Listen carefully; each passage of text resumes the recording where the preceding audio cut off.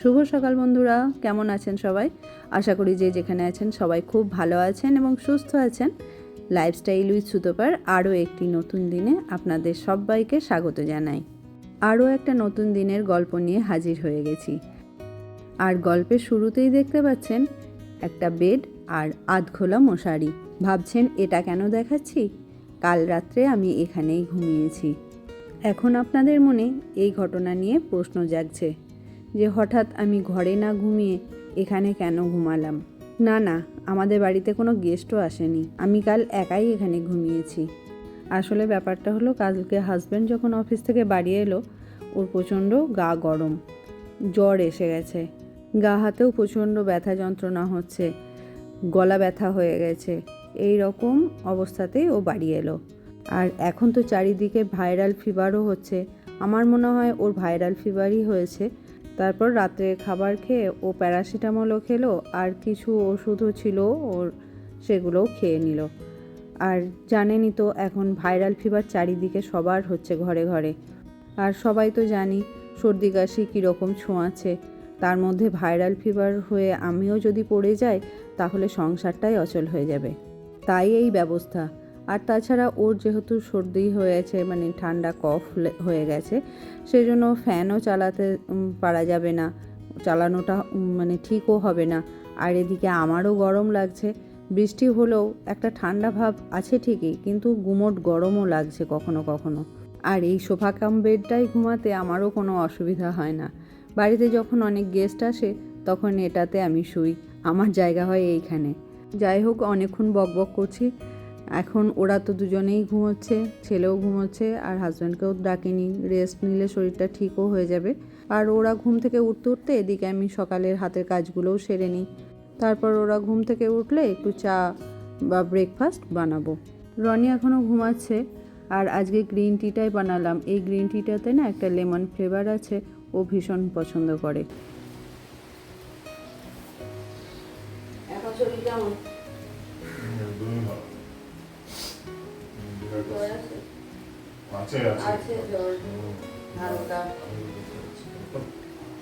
এখন সেরকম জ্বর না, মানে ইয়ে হলো, ভিতরে একটা আরক্ত ভাব থাকবে, না বন্ধ।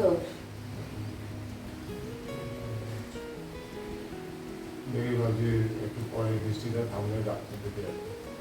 গলা ব্যথা হচ্ছে, কালকে যেমন হাতে গা হাত পা ব্যথা হচ্ছিল, এখন তো কমছে ব্যথাটা? না, আমার সকাল থেকে আবার ব্যথা। প্যারাসিটামল খেয়েছি, প্যারাসিটামল তো সন্ধ্যাবেলা এসে খেলাম, তারপর জিরো তারপরে কন্ট্যাক্ট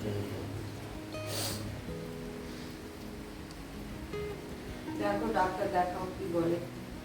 ভাইরাল ফিভার এখন সব চারিদিকে হচ্ছে না, সবার হচ্ছে, এত বৃষ্টি বর্ষা। আমারও তো দিকটা ব্যথা, এত ইয়ে গেল, গরম গেল, বিকশল ট্যাবলেট গরম গেল এত, কিন্তু গরমে কিছু হয় না। এই বর্ষা স্যাঁতস্যাঁতে ওয়েদার না, ভাইরাল ফিভারটা সবারই হচ্ছে বোঝাই দিকে। এটা আমার তো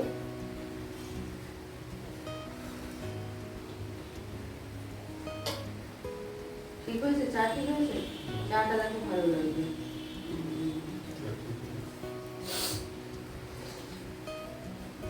আজকে আর সেভাবে কিছু ব্রেকফাস্ট বানাইনি। ও বললো শশা দিয়ে মুড়ি খাবে, আমিও ওটাই খেয়ে নেবো। আর রনিকে একটু ম্যাগি বানিয়ে দেবো। এখন ও যাচ্ছে ডাক্তারের কাছে, অ্যাপয়েন্টমেন্ট করে নিয়েছে। আর আমি এসেছিলাম সোমদার কাছে একটু কাজে, তো এসে দেখি ঠাকুর বানাতে এসেছে, তাই একটু ভিডিও করে নিলাম। ছোটোবেলাতেও যখন এরকম ঠাকুর বানাতে আসতো তখন দৌড়ে দৌড়ে দেখতে যেতাম কতটা ঠাকুর বানানো হলো। আজকে না আর সকালে ঠাকুর ঘরে আসার সময় পাইনি, একেবারে স্নান সেরে চলে এলাম ঠাকুর ঘরে, পুজোটা করে নেব। আর আজ দেখুন এই অরেঞ্জ কালারের ফুলগুলো কি সুন্দর ফুটেছে, বেশ বড়ও হয়েছে, দুটো ফুটেছে এই অরেঞ্জ কালারের ফুলটা। আর অন্যান্য ফুলগুলোও ফুটেছে, এখন আবার একটু ফুটতে শুরু হয়েছে। আমার তো ভীষণ ভালো লাগে ফুল দিয়ে ঠাকুরের আসন সাজিয়ে পুজো করতে। এর মাঝে আবার বোনও ফোন করেছিল, তো ওর সাথেই আলোচনা করছিলাম যে কি রান্না করব, তাই ভাবছি। আর ওর মুখেও স্বাদ নেই, কিছু খেতে ইচ্ছা করছে না, আবার মাছ মাংসও আজকে আনা নেই। তখন ও এই রেসিপিটা আমাকে বলল। তো এটা হচ্ছে মসুর ডালের বড়া করে ঝাল বানানো, ঝিঙে আলু পেঁয়াজ দিয়ে। তো এটা বেশ ভালোই হয় খেতে, এটা ও বললো। তো ওরা নাকি প্রায়ই বানায়, আমি যদিও ফার্স্ট টাইম বানাচ্ছি, জানি না কেমন খেতে লাগবে, তবুও ভাবলাম হয়তো ভালো লাগবে, একটু ঝাল ঝাল করে বানাচ্ছি। তবে পরে ভয়েস ওভার দিচ্ছি, ভালোই হয়েছিল খেতে। আর এই যে তিলের ঝুরঝুরে ভাজা করেছি আর এই বড়ার তরকারি। লাঞ্চ কমপ্লিট হয়ে যাওয়ার পর এদেরকেও টাইম দেওয়া ছিল, এরাও এসেছে। এরা আমাদের যে ব্রডব্যান্ডের কানেকশান আছে যে কোম্পানির, ওই কোম্পানির ছেলেরা এসছে। কানেকশানটা নিচেই রাখা ছিল, ওটাকেই উপরে তোলা হলো, কেননা নিচের থেকে তো কানেক্টিভিটির একটু প্রবলেম হচ্ছে, তাই জন্য উপরে তুলে নেওয়া হলো। আগে যদিও উপরেই ছিল, মাঝখানে নিচেই নামানো হয়েছিল। ছেলেগুলো চলে যাওয়ার পর বাবুর আর আমার প্ল্যান হলো আজ আইসক্রিমের একটা টাব কেনা হবে। তো অফারও দিচ্ছিল, তো এই যে নিয়ে চলে এসেছে। বাবু এখন যদিও খেতে খুব একটা পছন্দ করে না, আর আইসক্রিম আগেও তো খুবই পছন্দ করতো। তো এখন ওর কী হয়েছে জানি না, বলে এখন আর খুব একটা ভালো লাগে না, অনেক দিন খায়নি, তাই এই প্ল্যান। তো ওর বাবা তো খাবে না, যেহেতু এখন ঠান্ডা লেগেছে, আমি আর বাবুই খাবো। আর বাকিটা ফ্রিজে তুলে রেখে দিলাম। এরপর দুপুরবেলা একটু রেস্টও নিয়েছিলাম। আর এখন সন্ধ্যা দিতে চলে এসেছি ঠাকুর ঘরে। এসে দেখি গাছটা এভাবে পড়ে রয়েছে, গোড়াটাও একটু নড়বড়ে হয়ে গেছে, তাই এখন ঠিকঠাক করে রেখে দিচ্ছি, না হলে তো মাটিগুলো ধুয়ে বেরিয়ে যাবে। আর এখন কিন্তু ঝিরঝির করে বৃষ্টি পড়েই চলেছে। দুপুরের দিকে একটু কমেছিল, যখন ওই ছেলেগুলো এসেছিলো কাজ করার জন্য, ওই সময় বেশ পরিষ্কার হয়ে গেছিলো অনেকটাই, কিন্তু এই আবার বিকেলবেলার থেকে আবার পড়তে শুরু করেছে। আর এখানে এইভাবে গাছটা রেখে দিলাম। এই যে এটা তুলতে গিয়ে আমি ভিজেও গেলাম কিছুটা। আর এখন সন্ধ্যা দিয়ে একেবারে গোপালকে শুয়েও দেব।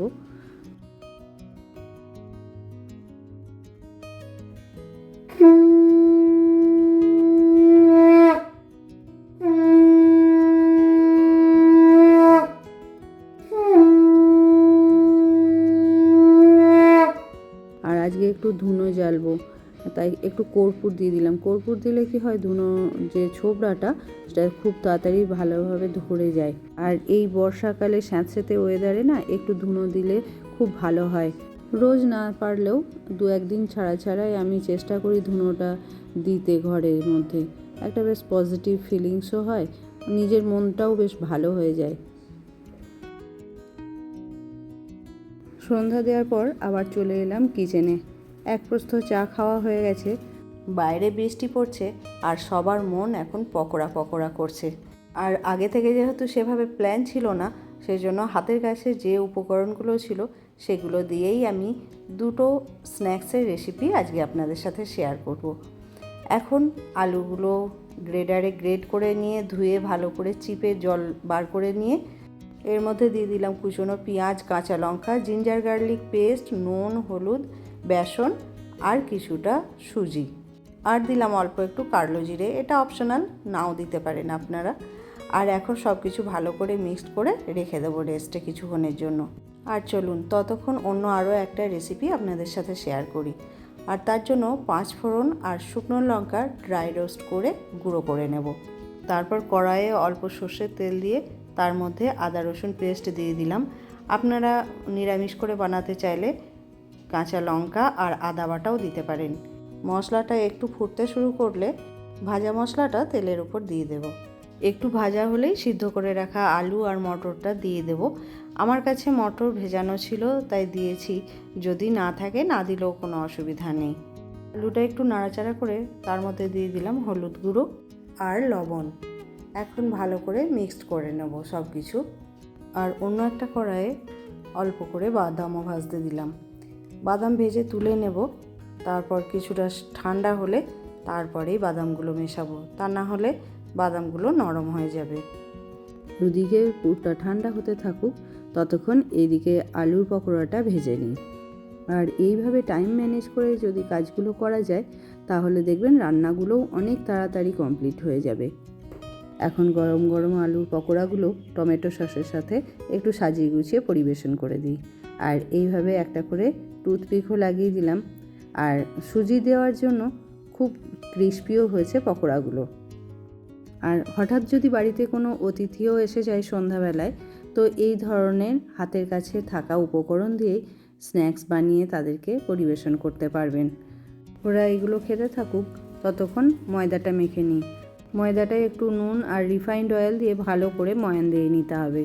তারপর একটা মোটামুটি শক্ত ডো বানিয়ে নিতে হবে। তারপর ডোটা থেকে ছোট ছোট লেচি কেটে নিতে হবে। লেচিগুলো একটু বড় করলে ভালো হয়, তাহলে পুর ভরে ভাজতে সুবিধা হবে। তো আমি এখন বেলে নিচ্ছি। এরপর পুরটা ভরে যেভাবে বানাবো এভাবেই আপনারা বানাবেন। খুব সুন্দর ক্রিস্পি হয়, খুব ভালো টেস্ট হয় খেতে। আর এই স্ন্যাক্সের লুচিটাকে এইভাবে বাকি অংশটা কেটে দিতে হবে একটা চাকুর সাহায্যে সরু সরু করে। তারপর মোড়ানোটাই হচ্ছে আসল। এইভাবে মুড়ে নিয়ে খুব হালকা আঁচে ভাজতে দিতে হবে, তাহলেই ক্রিস্পি ভাবটা আসবে। তা না হলে কিন্তু মুচমুচে ভাবটা হবে না। আর একদম লো ফ্লেমে ভাজতে হবে এগুলোকে। আর একদমই হালকা হাতে উল্টে পাল্টে লাল লাল করে ভেজে নিতে হবে। আর এখন বাকিগুলোও ভেজে সবাইকে গরম গরম পরিবেশন করে দেবো, কেননা পকোড়া ঠান্ডা ভালো লাগে না। আবার একটা রিনিউ করবে, আবার একটা স্ন্যাক্স পার্টি তাহলে। হ্যাঁ, দারুণ লাগে। এটাতে এইভাবে ছড়িয়েছিস? হ্যাঁ, এটাকে আবার এইভাবে ছড়িয়ে দিস? একদম হেলিয়ে বাবু মশাই এদিকে চলে আসছে তো। এদিকে চলে যাচ্ছে। মানে একটু আছে, ঠিক আছে। ঠিক আছে না? বেশি নেই। খেয়ে দেখ কেমন হয়েছে। তাড়াতাড়ি করে বানালাম। গরম, হ্যাঁ দেখিস ভিতরের ইয়েটা কিন্তু অনেক গরম ধরে থাকে। বাবু ক্রিস্পি হয়েছে খুবই। হ্যাঁ, আজকে বৃষ্টি বৃষ্টি ওয়েদার, বাবারও মুখে কিছু স্বাদ লাগছে না খেতে, বানিয়েও দিই। আবার এটা ধর একটা এমন প্রিপারেশন, মানে তুই ধর এমন গেস্ট এলো বাড়িতে হঠাৎ করে, মানে এমন সিচুয়েশন হয় যে আমাদের গিয়ে কিছু মানে থাকে ইয়ে হয় না। বাইরে খাবারের থেকে বেটার হতো না? বেটার, কিন্তু তুই ধর হঠাৎ করে কেউ এলো, তখন তো তুই দিতে পারবি না। ধর পিসুমণি পিসুমশাই চলে এলো, কিছু তো বানিয়ে দিতে হবে। তখন এগুলো চট করে, মানে খুব কুইক বাড়িতে এমন কিছু কুকটা মানে যে কেউ মানে পছন্দ মতো আগে থেকে ভেবে রাখলে বানাতে পারে, কিন্তু হঠাৎ করে বানাতে গেলে এরকম বানিয়ে দিল। জাস্ট আলু দিয়েই কুকটা বানিয়েছি।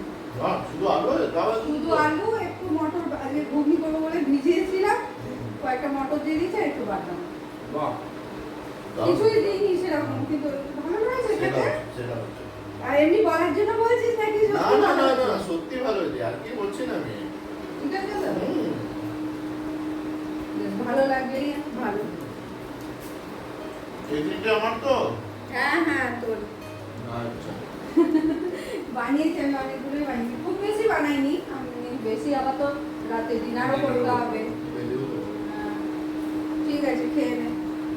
ওদেরকে দিয়ে আমিও খেয়ে নিয়েছি। তারপর চলে এলাম রাতের ডিনার বানানোর জন্য। আজকে ডিনারে রুটি আর ঘুগনি করছি।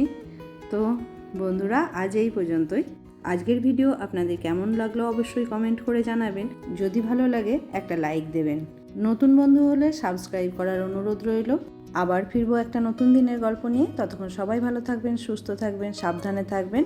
শুভরাত্রি।